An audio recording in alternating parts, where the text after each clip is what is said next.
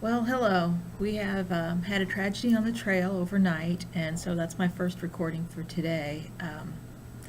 Seth Barnes, shortly before he pulled into Galena, one of his dogs died. And I want to take this opportunity to talk a little bit about what happens with these dogs and talk about dog care on the trail. In addition to the standard things that we all have to do for our pets in terms of having them vaccinated against rabies, parvo, bordetella, distemper, and there are a few others that are required for the Iditarod particularly, and having them dewormed. Every dog that might go out on the trail is required to be examined either by an Iditarod vet or by a certified Iditarod, a vet certified by the Iditarod.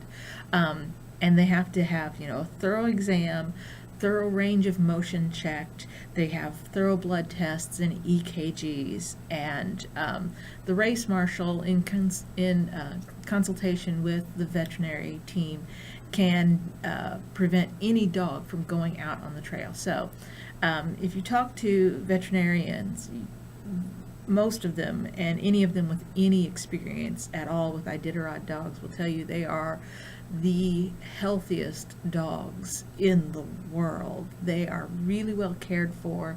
They are bred to be extreme athletes. They are really better studied than any other group of dogs, because if they are on the trail, they have that thorough check beforehand, and they are checked again at each checkpoint. The rules state that dogs may not be given any sort of painkiller, an NSAID or an analgesic while they're out there. They can't be taking any steroids, no cough suppressants. Mushers are not allowed to give their dogs anything that might mask an illness. It's against the rules. And the vet teams do random P-checks. It's pretty standard. They come on out and do a random check of the urine of some dogs on each team to make sure that the mushers are complying with the rules. So it's not on faith. They check these things.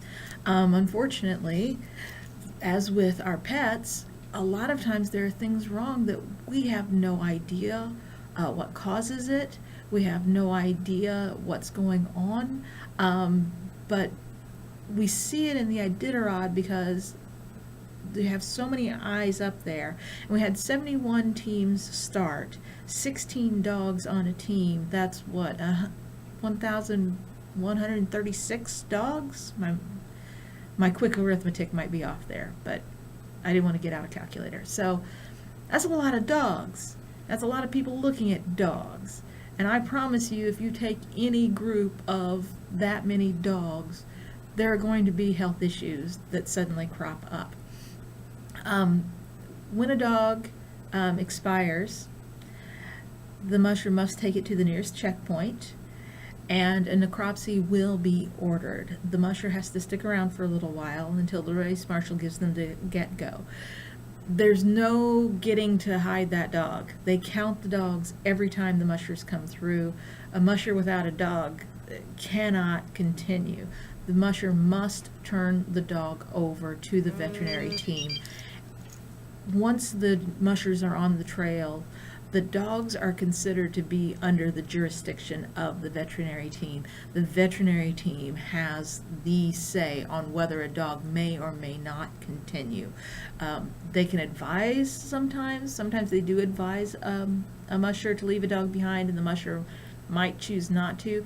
More often than not, mushers leave dogs behind that the veterinary team said would probably be okay. You've got to understand, these people on these trails, these dogs are everything to them, just as much as our own dogs that we have in our homes who are there and that we call family are everything to us as well. So there will be a necropsy, because that's the rules. I did take a look. The rules state that the musher will be disqualified if one of the following conditions are met. If the musher was advised to drop the dog and then continued on with it, and the dog died between checkpoints, the musher will be disqualified. Like I said, usually mushers are more likely to leave a dog behind before a vet decides that they must be. But the vet can advise, and sometimes they also just out and out pull a dog. No, you may not continue on with this dog. If there's any sign of abuse or mistreatment of any kind of the dog, the musher will be disqualified. Abusing your dog will get you barred from the Iditarod. They don't want anybody out there who's ever had a problem with animal mistreatment of any kind. If it's heat stress, hypothermia, basically if the musher did not maintain the core temperature of the dog, then he or she will be disqualified. So those are the sorts of things. The dog's health comes first. More often than not, what I've seen with dogs dying on the trail, it's often a sort of thing where it's the sort of thing that happens to us in our dogs in our homes. We have gastrointestinal infection, which you don't recognize right away and often kills our own pet dogs. We don't get them to the vet fast enough. So it's those sorts of things that dogs, like people, something happens and we can go downhill so quickly.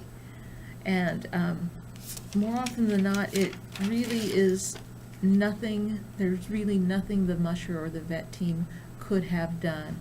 More often than not, if the dog hadn't been on the trail, they'd have been just as sick and just as likely to pass on. So our heart goes out to Seth Barnes. We'll wait and see. A lot of times mushers don't continue on because they're just too torn up. So we'll see how this plays out for Seth.